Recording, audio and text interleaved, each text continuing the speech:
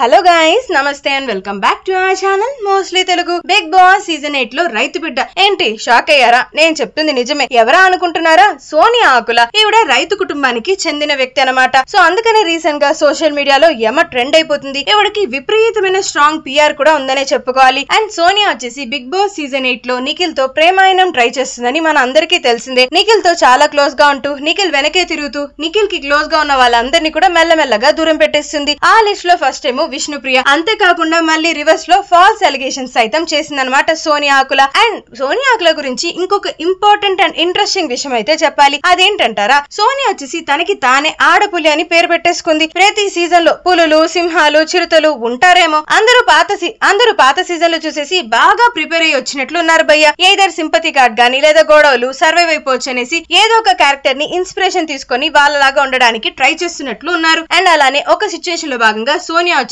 Game విషయానికి వచ్చేస్తే అమ్మ నాన్న అయినా క్వశ్చన్ చేస్తా అని అంటుందన్నమాట. ఇలాంటి dialogues already Bigg Boss seasons లో చూసే ఉంటాం. బిందు మాధవి సీజన్ లో ఆడపులి, గీతు రాయల్ సీజన్ లో చిరుత అన్నట్లుగా చాలా వినేసుంటాం. అవన్నీ రిప్రజెంటేషన్ తీసుకొని అవన్నీ బాగా స్టడీ చేసి సో ఈ విధంగా సోనియా ఆకుల కావాలనే బిందు మాధవిని కాపీ కొట్టినట్లు అనిపించేస్తుంది. ఆడపులి, టైగర్ అంటూ సెల్ఫ్ ట్యాగ్లు కూడా ఇచ్చేసుకుంటుంది. ఇంతకీ సోనియా ఆకుల సెల్ఫ్ ట్యాగ్స్ మీద మీ ఒపీనియన్ ఏంటి? బిందు మాధవి ఫర్ ఎవర్ లెజెండ్ అంతే. తన తర్వాత ఆడపులి అని చెప్పుకోవాలంటే ఆ రేంజ్ కు ఉండాలి కదా.